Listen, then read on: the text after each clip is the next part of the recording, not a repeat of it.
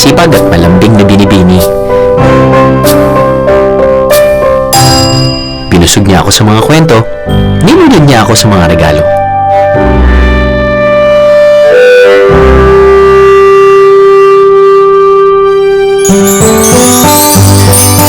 Pangalan niya, Maria Kina.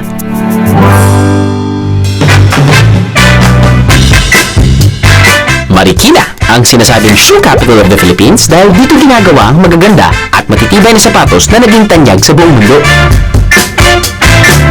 Marikina, ang bayang metropolitan ng itsura pero may pusong probinsya. Pero hindi lang sapatos ang ginagawa dito.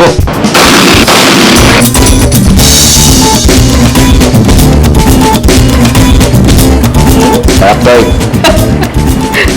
Marikina, nasa Metro Manila lang, di ba? Paano nga ba nila ginagawa ang iba't ibang produkto nila? Tara, sama kayo sa biyahe ko. Meet mine, Marikina. Ano? Sama ka sa biyahe ko?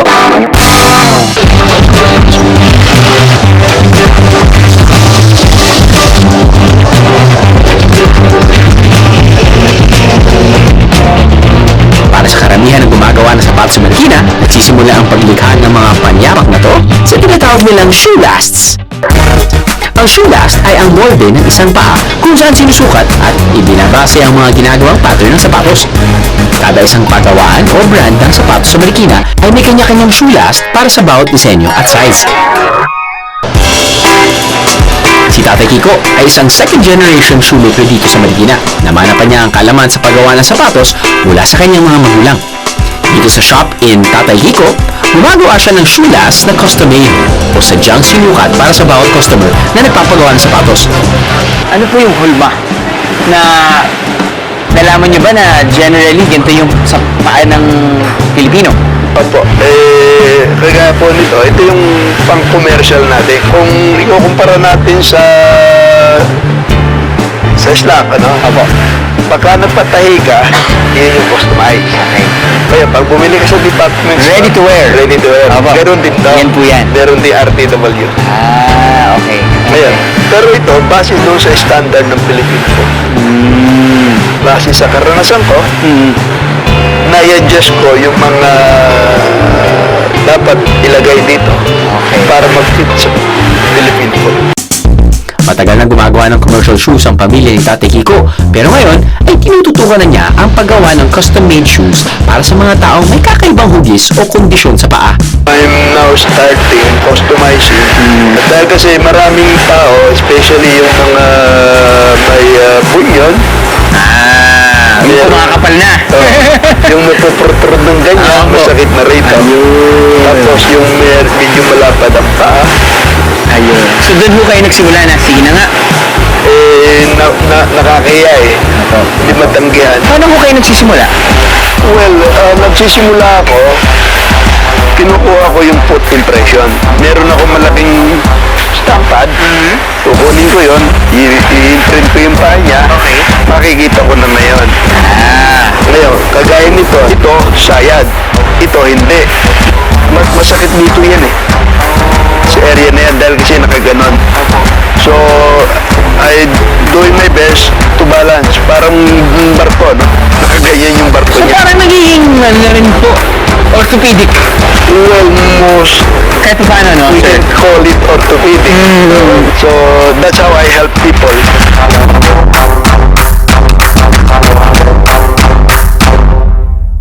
Sabi niya, 7 lang. 7 ka. Okay. Tapos, ito na yung weight. Kinuha ko na. So, 7, nagpo-fall ka sa D. Convenient ka sa 8. Pero but when you are wearing ng walang sintas, nahuhugo. Opo. Am I right? Tama po. That's it. Hindi mo sinasabi sa akin, pero based from this, ayun na yan. Parang nagiging foot doctor at manghuhula na nga si Tatay habang sinusukatan ng paa ko. Hanep! Diba ang doktor, tinatanong pa, ano masakit sa'yo? Tsaka kanya road ka. Kami hindi. Ilagay mo pa mo yan, sasabihin ko problema mo. Alam na agad. Ah, 7 na. 7 ka. Okay. Tapos, ito na yung weight. Kinuha ko na. So, 7, nagpo-fall ka sa D. Convenient ka sa 8. Pero, but when you are wearing ng walang sintas, nahuhugo. Okay. Am I right? Tama po. That's it. Hindi mo sinasabi sa akin, pero based from this, ayun na yan. Parang nagiging, ano na rin po, orthopedic. very high arc. Stability mo, stable ka.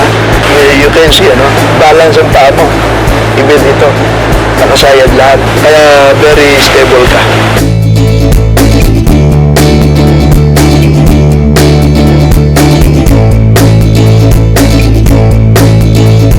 Kung si Tatay Kiko ay second generation shoemaker, ang anak naman niya si Abby ay nabibilang sa third generation.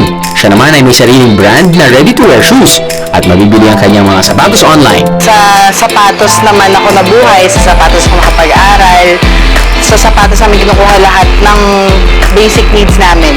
So sabi ko, why not try to engage sa shoe industry kasi nandun na rin naman yung dad ko. Of course. So sabi niya sa akin na, eto na, you don't have to reinvent the wheel, you just have to polish it. Customize siya kasi meron akong list of swatches na pwede mong pagpilian. So pwede rin mag-mix and match ng own color combination na gusto mo. Dahil mula si Abby sa pamilya ng mga sapatero, humingi na rin tayo ng ilang tips sa kanya tungkol sa pagbili at pagsukat ng sapatos. When is the best time to fit your shoes? Best time to fit your shoes, late afternoon. Late Yeah, afternoon. late afternoon kasi... Nakain ka na ng beer. Oo, yun, nakalakad ka na Nakalakad ka na, madami. okay. Nakapadahan. Kasi doon na magana yung paa. So, yung magana yun, pagka sinukat yun sa shoes, kahit morning mo yun isuot, yung shoes na binili mo, hindi na yung sasakit. Unlike kung morning ka kasi bibili, hindi pa magaya yung paa mo, hindi pa siya pagod eh. Right. So, manipis pa siya. So, yung chances nun, sasakit at sasakit. Pag sinuot mo siya ng, halimbawa, hindi mo siya, ngayon mo siya binili, ngayong umaga. Isusuot mo siya bukas ng hapon or bukas ng gabi. Masakit yung paa mo. Well, buti na lang, yung mga nagtatrabaho, 8 to 5, at hindi pa bukas ng sa umaga. So, sa hapon pa lang, o sa gabi pa lang after sila bibili. office, yes. O paano nga ba ginagawa ang mga sapatos dito sa kanilang shoe factory? Una, mula sa shoelace, gumagawa sila ng mga pattern gamit ang iba't ibang materyales tulad ng tela o kaya naman leather. Tatahiin ang mga pattern na to upang mabuo ang hugis ng mga parte ng sapatos. Matapos buuin ang itaas na parte ng sapatos o tinatawag na upper, ididikit ito sa ibabang parte ng sapatos gamit ang contact cement. Ang kakaiba raw sa shop nila, bukod sa contact cement, ay gumagamit pa sila ng tinatawag na string lasting upang tiyaking matibay at hindi hihiwalay ang upper part sa lower part ng sapatos. Sunod naman ay ididikit na ang sole o swelas ng sapatos. Patadaanin mo ito ng bahagya sa grinder para gumaspang ang goma at mas madaling kapitan ng pagdikit. Lalagyan ng contact cement ang magkabilang parte ng sapatos na pagdidikitin pero hindi mo na ito paglalapatin. Kailangan pa kasi nitong dumaan sa isang mainit na conveyor belt para ma-activate ang contact cement. Ito ang magsisiguro na hindi hiwalay ang swelas. Matapos mainitan, pagdidikitin na ang upper at ang swelas, pupukpukin at saka idadaan sa isang press machine para sa mas mahigpit na pagdikit. Konting punas at linis pa, pwedeng-pwede mo nang ilakad palabas ng shop ang bago mong Marikina shoes. Hindi lahat ng gumagawa ng sapatos sa Marikina ay mula sa isang pamilya ng mga sapatero. Ang iba ay sumubok lang na magsimula rito at gumawa ng sariling pangalan. So welcome to Risque. So this is Risque. our... Alam nga, Risque. Yung pala, Risque. Risque. Okay. So this is our workshop. Ang kakaiba raw sa kanilang mga sapatos, gumagamit sila ng mga telang hinabi, kahoy at iba pang produkto na mula pa sa iba't ibang parte ng Pilipinas. I heard that you're not really from Marikina. Actually, no, I'm not. So, what's your reason for... We started last year lang. Last year lang? Yeah, last year. So yun nga, isa sa gusto ko sa Marikina, things are actually cheaper. Like the rent itself and everything, mas mura. And then, of course, They're mostly from here. Saka nandito na lahat eh. All the materials, everything, the people. Talagang kakaibang klase ng mga sapatos ang ginagawa nila rito. At ilan pa ay kolaborasyon sa pagitan ng mga designer o artist. Pero yun, yung pinaka, I guess, interesting. Like like this one, I incorporate mga different images. Like, this is a buhaya. You can see. So, it's carved from Cayo de Laguna. So, how do you conceptualize nga ba? Well, Because you started with designing, I right? started the concept. So, minsan, like, may collections ako na all about Philippine marine life. Meron akong mostly Philippine-centered. Yan. So, it's like, what is this? Magaan lang yan. Oh, wow. At kung gusto mo, pwede ka pang magpagawa ng sapatos mula sa sarili mong disenyo para sa isang one-of-a-kind shoe experience.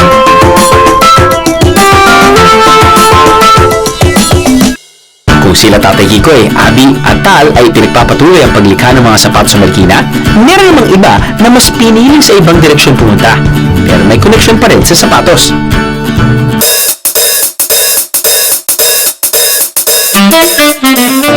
Alright, so nagmitangin sa industriya Marikina na back in the day, I think around 1970s, started out as a shoe factory or paggawaan ng sapatos. But then, ginawa na nila itong restaurant. But isipin na to, just imagine the whole place. Hindi pagkain ng nasa harapan nyo, kundi mga different types of tools para makagawa ng sapatos. Meron yata dun sa may entrance, it's a measuring tool. Meron dito on the right side, stitching tool. Anyway, different tools for creating shoes or making shoes. Alam naman natin na Marikina ay shoe capital of the Philippines. Kaya siguro dahil ang dami ng mga kumpanya or mga factories na rin na situated dito sa Marikina, so naisip ko naman, hey, why not? Convert our old shoe factory into a restaurant. Now, let's talk about their food.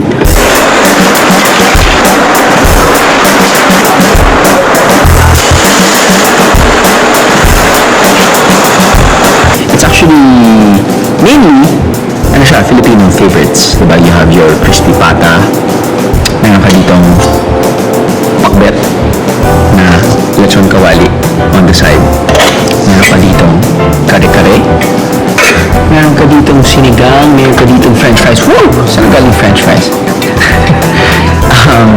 Bukod sa Filipino favorites, actually international cuisine din yung kanilang ino-offer. Naalala ko nga nung lumalaki ako, lumaki na ako niyan, sorry. Pero nung lumalaki ako, grade school, high school, there is just one brand, local brand na binibigay sa akin ng aking magulang. And for sure, galing yan sa Marikina. Why? Bakit namin binibili?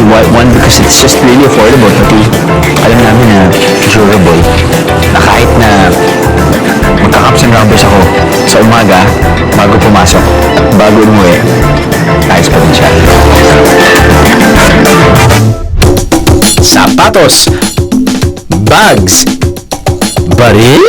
Oo, gawang Marikina lahat yan. Ready ka na bang mag-food coma sa pinakabagong food park sa Marikina?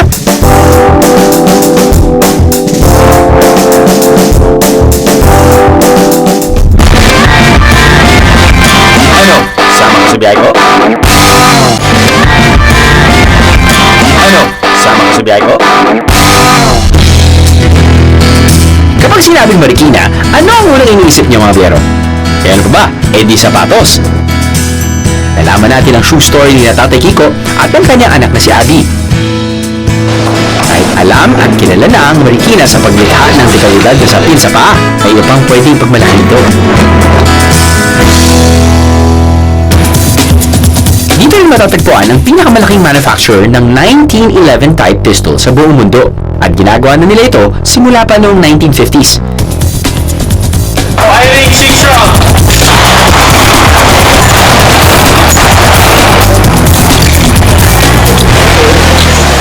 Welcome to Arms Store. Thank you. And dito po meron tayong papakita kung paano mag-assemble ng pistol ng 1911. Usually, gaano katagal mag-assemble ng isang bike? Bike? Ay, bike, sorry. Pistol. Siyempre parating na bike lang yung inisip ko, di ba? Yung pistol pare. Ito, specifically this gun. Around 30 minutes. Kasama na po yung tune-up doon. Minor tune-up lang naman ang ginagawa natin. Parang bisikleta din. Dalawa lang.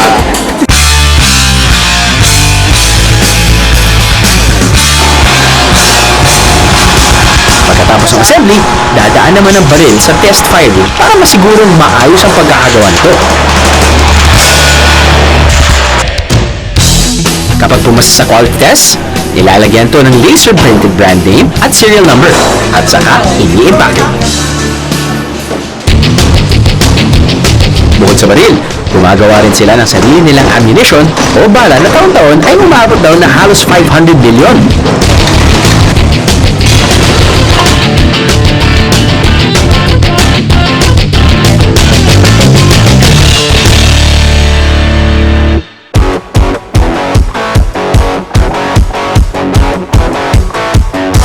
Maaaring magpa-schedule ng plant tour para sa mga gusto mong bisita rito.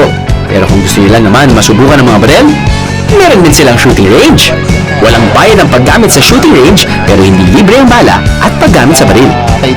These are attached separate. Ito yung ating bagong cartridge na sinasabi natin kanina, yung 22 TCM. Built, patented by Arms Corps. This is a very good defense round. It has no over-penetration, but it has a lot of power due to its velocity. So pag tumama, it will stop a threat, more effectively. Kumikit kumulang 10,000 pistol ang nagagawa rito sa isang buwan. Bukod pa yan sa mga revolver, shotgun at rifle na ine-export naman sa halos 6 na pang bansa sa buong mundo.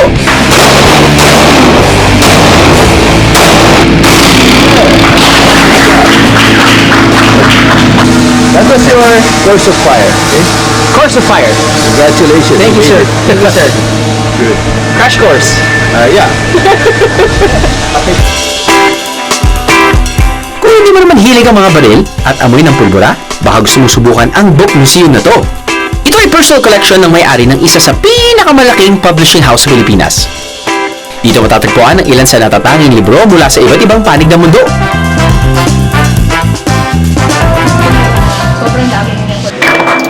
Pero ang tampok sa koleksyon nito ay ang sinasabing pinakamaliit na libro sa buong mundo. Smallest book in the world has a length and width of 3.3 by 3.3 millimeters. It's purchased at the Gutenberg Museum, Germany, October 2012. Lord's Prayer. So hindi pwedeng bukatin yan. Hindi po po siya. Naloko lang tayo, talagang feeling ko. Wala nang galing. Actually, 7 pages po yan. 7 pages. Yes po. The Lord's Prayer in 7 different languages. Pwede mo ka?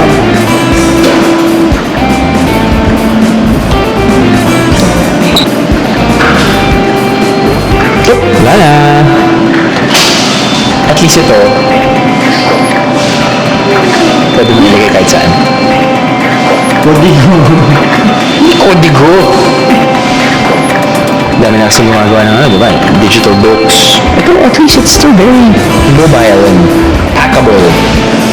Lang, kailangan mo lang din ng pag-typecast. Alright! Bukod sa mga libro, meron ding ethnic collection sa museo na may mga bagay, kasangkapan at iba pang mga gamit mula naman sa iba't ibang panig ng Pilipinas.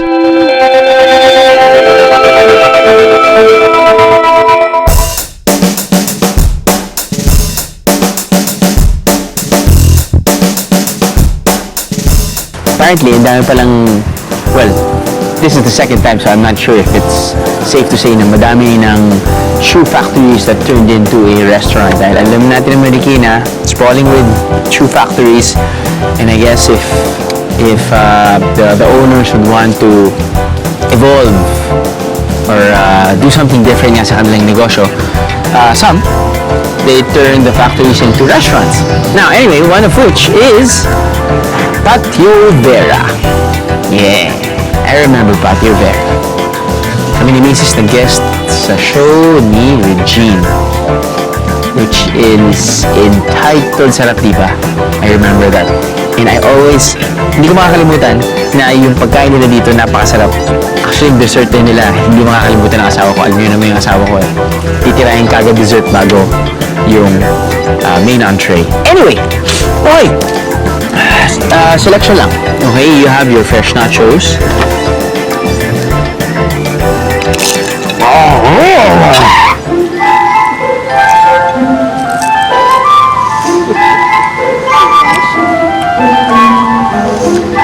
magre-react. Nakatingin ulit, tingnan mo. Go.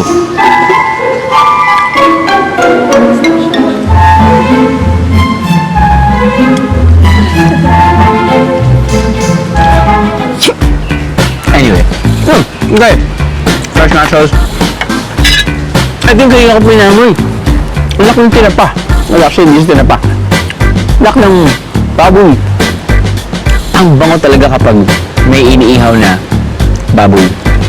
Now, ito yung iniihaw na baboy na may eggplant at alam niyo na yan, gusto niyo yan, ensalada, tapos may bagoong.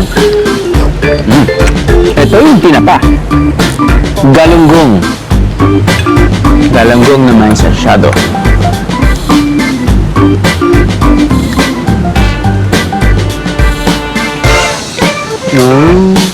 Ginataang sitaw and kalabasa na may hipon. Dishes na niluluto sa bahay namin. Dahil ako, mahilig ako sa kalabasa. Yung sitaw din, masarap. At syempre, the base sauce, gata. Boom. Magdidibig tayo. Tayong Filipino, meron tayong Spanish, meron tayong Mexican. Filipino. Stay ka la pobre. Spanish? Some people don't like too much fried garlic. Hey, ako, yun yung trip ko. Alala ko kasi, nagluto ako sa bahay. Kasi nagluto rin ako ng fried garlic. Proud ako. Pininsant ako sa mother-in-law ko. Sabi niya, parang masyadong maraming garlic. Ako kasi naniniwala ako na you can't have enough garlic. Apparently, hindi pala sa mga ibang panlasa. But this one, biniburan talaga ng garlic. And I love it. Good, laid back, chillax place for the family, for your friends, for business meetings, and potentially with your favorite person in the world on that day. Santa? Sweetheart.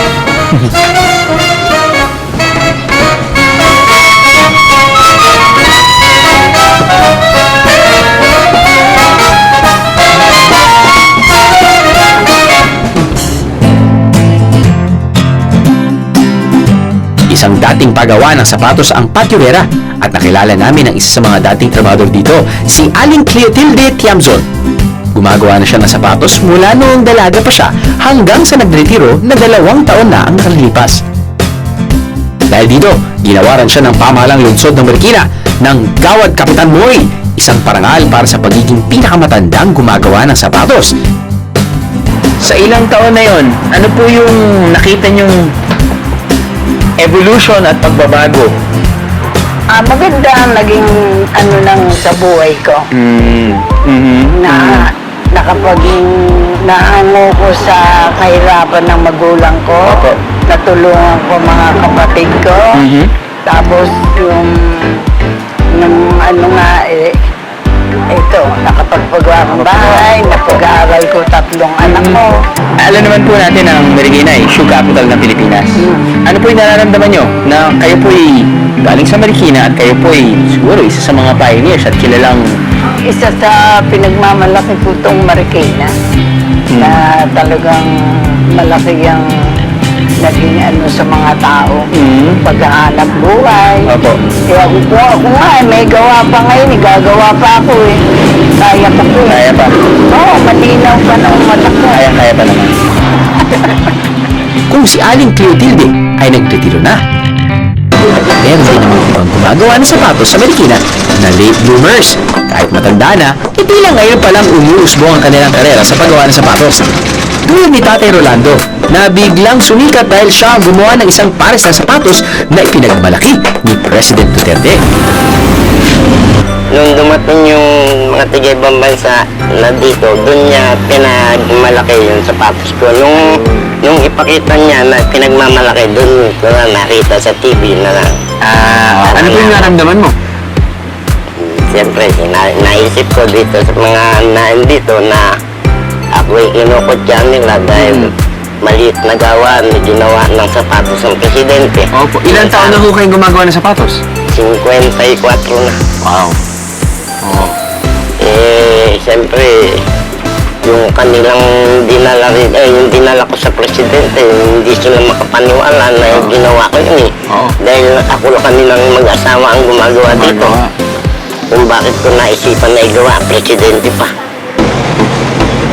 Sa ngayon, patuloy pa rin sa paggawa ng mga sapatos si Tatay Rolando sa kanilang munting shoe shop kung saan din sila nakatira. Tinutulungan siya ng kanyang asawa at mga anak. Ano pong pakiramdam niyo ngayon na yung presidente ng Pilipinas na ngayon ay well-known internationally dahil nga sa kanyang karakter? Suot-suot ang sapatos mo at yung sapatos mo ay galing Marikina. Ang paniwala ko talagang isa na ako sa isang magaling gumawa ng sapatos. Yun ang pakiramdam ko sa sarili ko. Dahil na ang sapatos kong ginawa ay sinusuot ng presidente. Opo. Kaya minsan talagang naging proud ako dito. Yun talaga. Na taas na ako talaga dito na isang bilang sapatero. Nagawa ko lahat ang aking makakaya. At pinakilala ko sa kanila na talagang ako'y talaga yung tunay na sapatero.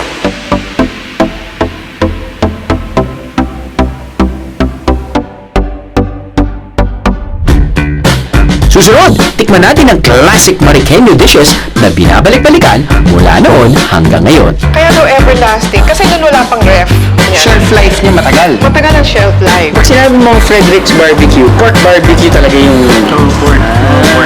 At gusto mo bang magdisenyo ng sarili mong bag? Mamaya na yan.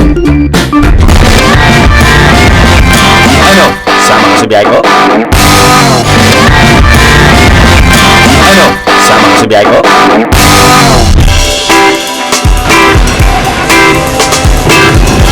Mga sapatos! Yung masarap na pagkain. Badil! Kapag sinabing gawang Marikina, hindi pwedeng mawala riyan ang bags.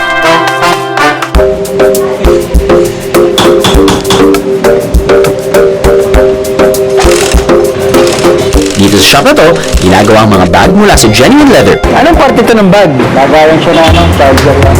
Lagayan ng charger. Yung power bank. Power bank. Siyempre ganun talaga yun, no? Kailangan amuin mo no? Wala. Kapag synthetic, wala amoy no? Wala amoy. So alam mo talaga kapag amoy leather, totoong leather yun.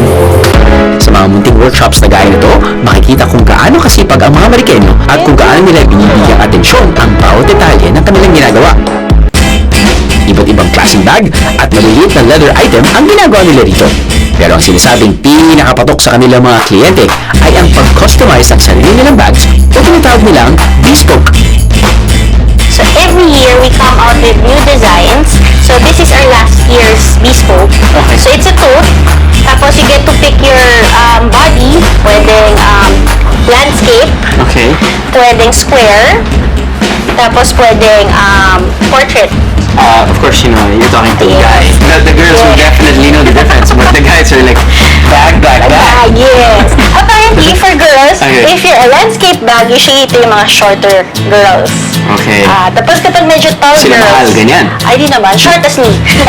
Yeah, sure. Okay. And then, yung ito yung portrait, usually for tall girls to. Tall girls like yung medyo mahaba kasi na-elongate daw sila. Miss Universe, ganyan. Yan. Tapos, you get to choose your handle. So, parang we have several handles here. So, you can have this one. Yan. Tapos, you can also make, pick this one. Yan. So, parang may options kami. They will parang pick and choose which one ang ilalagay niya sa bag. Okay. We will send it to them after 2 weeks. 2 weeks? Yes. Okay. So, that's what we're known for, the bespoke. Tapos, second one is what we call the color uniqua. So, we have a lot of designs, but they usually come in 1 or 2 colors.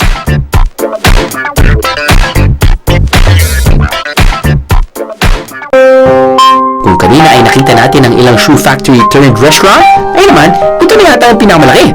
Ito ang bahay ni Kapitan Moy, ang sinasabing pioneer shoemaker ng Marikina. Sa bahay na ito, ginawa ang mga unang pares ng sapatos sa Marikina. Sa pagdaan ng panahon, ang bahay na ginawang gawaan ng sapatos ay naging eskwelahan at ngayon ay ginawa ng cultural center ng bayan ng Marikina. Dito matatagpuan ang dalawang restaurant na nagtatampok ng tradisyonal na pagkaing Marikeno tulad ng Wok na Toy at Everlasting. Eh, just a brief history, bakit everlasting yung tawag sa dish, no? Wala pa naman ako nung panahon na yun. Okay. Pero sabi ng aking mga lolo't lola, kaya daw everlasting kasi nun wala pang ref. Yan. Shelf life niya matagal. Matagal ang shelf life. Mga ilang... Noon daw, for days it can stay. Ah. They can freeze it for a month. Right. And they'll And then just they warm it. And then okay na. Okay na. Parang bagong luto. Oo. Sige nga, speaking of, paano nga ba niluluto yung everlasting, Okay, madam? lalagyan natin ng mantika. Gigisa natin ang bawang.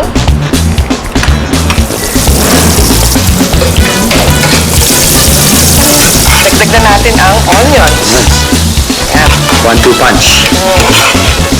Sunod na natin ang chorizo. Actually, yan lang. Okay na din. May lasa na rin. May lasa na yan. And the main ingredient is the ground pork. Ayun. I'll now add the pickles Okay. para magka-flavor. Now, I'll add Tomato some paste. tomato paste. Ito yung Kulay. nagpapapula at saka nagpapalasa ng tomato paste siya. Ang pasas. Yan, pampatamis din yan, eh, no? Isisiso na natin siya with salt and pepper. Lalamigin na natin. Itong hard-boiled egg, pang dekorasyon lang natin sa ilalim. Okay. So, ngayong malamig na ang ating ginisa na giniling, everlasting, lalagyan na natin siya dyan. Doon hinahalo na. Diretso na. Para hindi maluto ang Para hindi itlog. maluto yung itlog. Ayan. Lalagyan na natin. At ito na ang ating i-steam.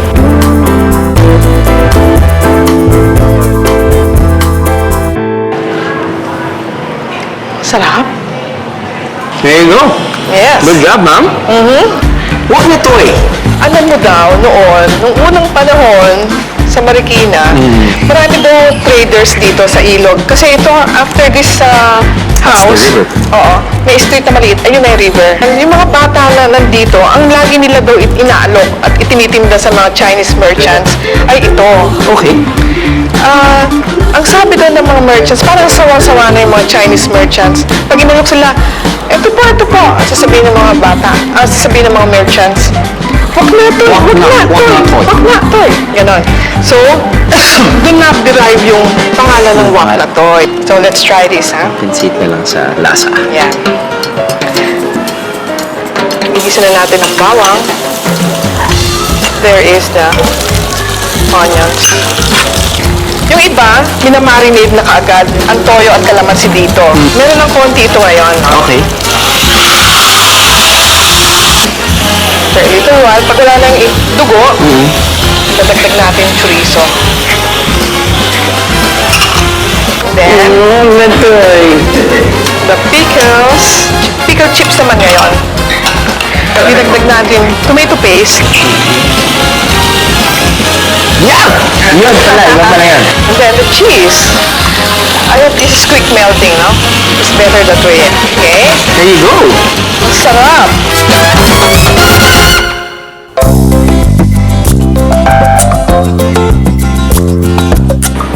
Sarap toy.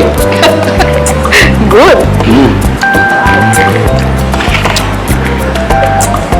It's pretty much menudo, pero Marikina style. So when you taste it, it's just a different cut. Yes. A few different ingredients, but technically, essentially, menudo from Marikina. Alright. Good. Good. Thanks, ma'am. Thank you very much, too. Bukod sa Wok na Toy at Everlasting, isa rin sa paboritong pagkain dito sa Marikina ay ang rellenong bangus.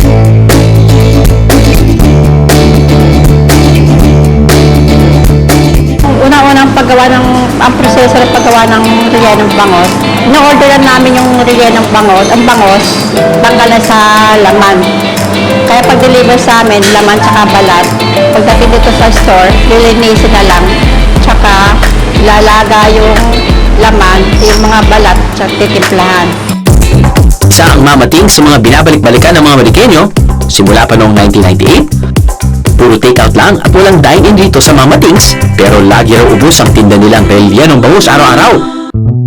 Tulad ng Mama Tings, wala ring dine-in sa Mang Frederick's Barbecue. Alas 5 nagbubukas ang kanilang ihawan, pero maaga pa, nakaabang na ang kanilang mga parokyano. Simple lang naman ang kanilang tinda. Isaw baboy, isaw manok, pork barbecue, at iba pang tinulog na parte ng baboy. Ibinabad sa marinade at inihaw. Pero patok sila simula pa noong 1964. Yung tatay niyo talaga yung nagsimula. 1964. 1964. Ito yung ginagawa nila. At balita ko, sa Marikina lang talaga kayo Marikina lang. nagsimula kayo sa Marikina, tapos na i-continue pa rin sa Marikina. Sa Marikina pa rin. Ilan kayo? Three na? Three na po, natama ko ba? Actually, apat na. Apat na? Apat na itong pang Fredericks. Talagang araw-araw, ganito po ka-busy yung shop niya. Ito, ganyan. Pero masaya naman. Kasi marami ka naging kaibigan. Totoo po. So, pag sinabi mong Frederick's Barbecue, pork barbecue talaga yung... Ito, pork. Kaya kung pork lover ka, dito ka pumunta Ako po, ito po ba yun? Ito. So, Tikman mo. sige, titikman ko. Magkano po isang ganito? 10 pesos. 10. 10 lang. Tapos, 3 cups of rice, pwede na dito. Pwede. Pwede. Nagandang bumili kayo ng kanin. Ay, hindi. Hindi, talagang barbecue lang. Tapos take-out lang talaga. Kaya kung isaw din. Yan, bayak, tenga. Manok, So, chicken. Meron. pork belly, Ang tama. liempo. Yan po.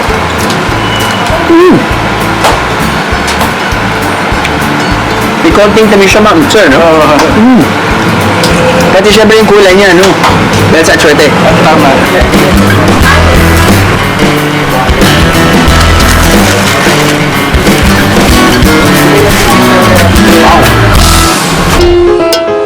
Puro tayo take-out kanina, kaya sa susunod, puro dine-in naman. Ihanda ang inyong mga tiyan, siguradong mabubunda tayo rito. Ano? Sama ko sa biyahe ko? Ano? Sama ko sa biyahe ko?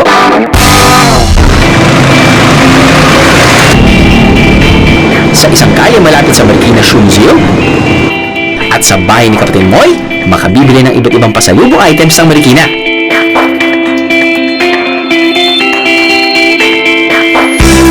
Kakanin at Fruto at Kutsinta. Ayon sa mga Amerikenyo, tinugurian na itong Fruto Avenue dahil puno ito ng mga tindahan ng pruto. Kadalasan din, dito muna dumadaan ng mga biyahero bago umuwi para bumili ng kanilang mga pampasulubong. Kanina nakita natin ang ilan sa Amerikenyo favorites, mga sikat na bilihan ng pagkain pero walang dine-in. Yun daw kasi ang uso noon. Bibili ka lang ng pagkain sa labas at sabay ka nakakain. Pero ngayon, sumisikat na rin talaga ang Marikina bilang isang foodie destination. Ay, sit down. Nakaupo ka na pala. Welcome sa Dapot Tisa dito sa Lilac Street. Isa sa mga food streets dito sa Marikina, or well-known food streets dito sa Marikina. Actually, samut-sari talaga yan, but it's good that we have a lot of variety, but nandito tayo ngayon at kain ka na.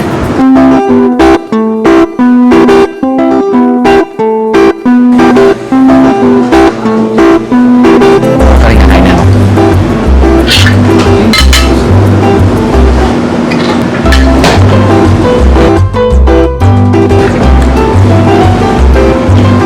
Ano? Tulog din ako eh.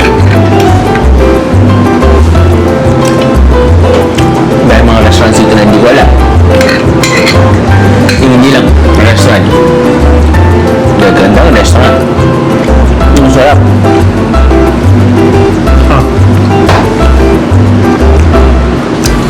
Lapit pa sa akin.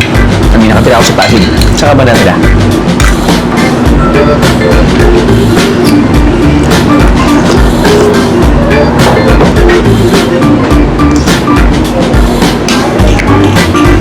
Sana nag-enjoy ka. Kung ano yung bill, kung magbayad. Thanks ha. Pero huwag tayo magbayad. Sisiyal lang ako. Sunod ka.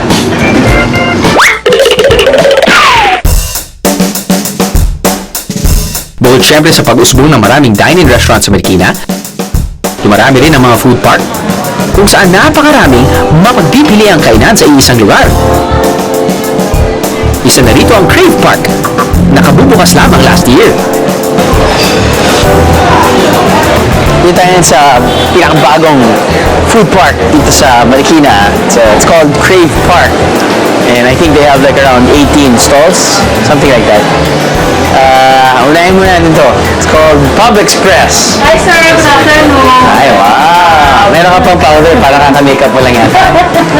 Okay, ano yung siniserve ng Pub Express? Ang siniserve po namin is 3 menu lang sir. Yan yung creamy kawali, ubi buckers, and sausages. Hello, Food Meat Bar. Hi, sir. Hello. Hi. So, what do you guys offer? Yeah, our products are basically a slow cook, different kinds of meat, right? Chicken, pork, and beef. Okay. This is one of our best sellers.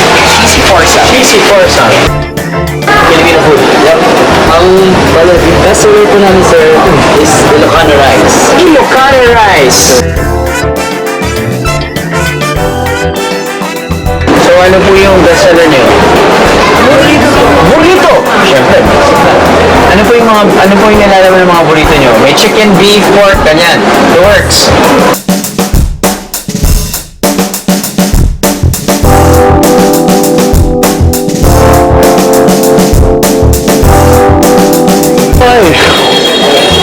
That took like probably an hour and a half. Just kidding. 15, 20 minutes. It's not a very big place. It's very intimate. It's packed. Pero it's not naman too crowded. Well, depende yan siguro kung gaano kadami tao. Pero I think the tables and chairs are spread out really nicely. And ang daming selection ng pagkain and different cuisines. So it's gonna be a tough job. Or my researcher is gonna have a tough job. I think lahat naman yan titikman natin eh. Let's go. Ang kagandahan sa mga food park na to, pwede syempre bumili ng iba't ibang pagkain mula sa iba't ibang stall para mapagsaluhan ng magbabarkada sa isang lamesa. Pero agaw atensyon ang nitrogen-infused coffee na matamis at mas creamy na kahit wala pang asukal at gatas. Ang ice cream na gagawin mismo sa harap mo. At ang mukhang pizza, pero hindi pizza, ang top flatbread.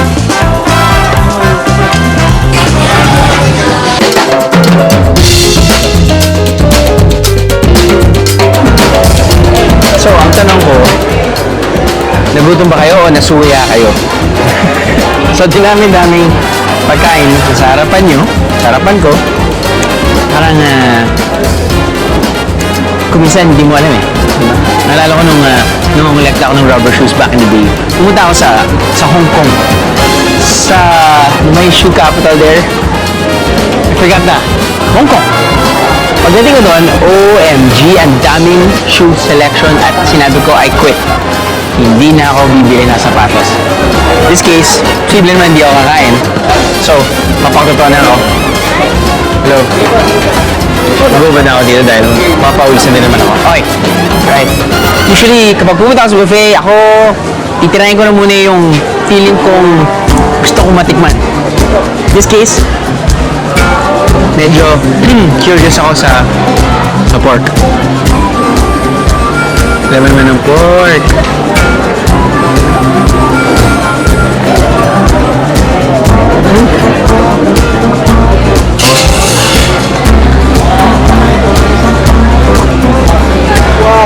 Chicken from Taiwan. Wow.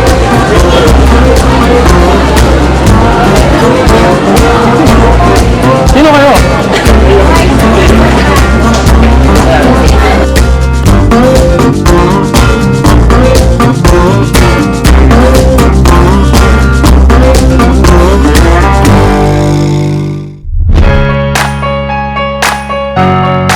Ang Marikina ay isang inspiration. Isang lugar para sa mga artist at artisans. Mga may hilig gumawa at may pagmamahal sa paggawa. Mapapansin mo sa kalsada na halos lahat ng tao ay may kanya-kanyang gawain o pupuntahan. Madarama mo sa bawat bagay na gawa rito ang pagmamahal sa paglikha. Kapag namalagi ka ng ilang araw dito, ipapakita nito sa iyo kung gaano dapat kaganda at katingkad ang isang syudad. At kung magtagal-tagal ka pa, maiisip mo, ayaw mo na yata umalis. Ayaw mo na itong pakawalan. Minsan din ako umibig at sigurado akong babalik-balikan ko siya. At ang pangalan niya ay Marikina.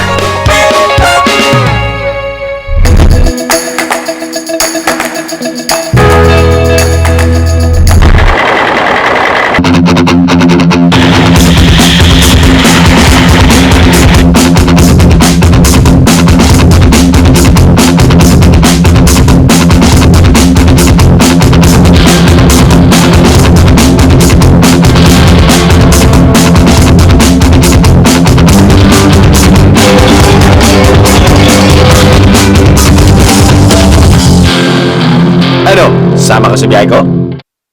Mga biyahero, did you miss an episode? Or should I say, bitin pa ba kayo sa episode na yun? Don't you worry. Just click on this, subscribe to our YouTube channel, and then you have exclusive access sa lahat ng mga videos na nakikita nyo dyan sa baba. Plus, meron pa kami mga shorties. Dahil kung bitin talaga kayo sa normal episodes namin, meron kaming online exclusive shorties or videos na sigurado ma-enjoy nyo. Ayos na? Subscribe na dito. Just click! Click! Huwag mo na akong i-pinch. Just click!